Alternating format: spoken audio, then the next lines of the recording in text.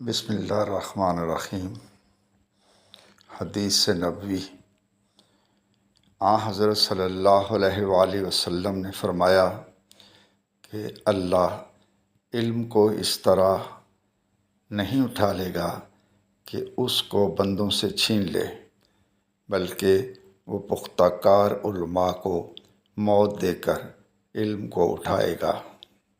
हत्ता कि जब कोई आलम बाकी नहीं रहेगा तो लोग जाहिलों को सरदार बना लेंगे, उनसे सवालात किए जाएंगे और वो बग़ैर इल्म के जवाब देंगे। इसलिए ख़ुद भी गमराह होंगे और लोगों को भी गमराह करेंगे। सही बुखारी हदीस नंबर 100।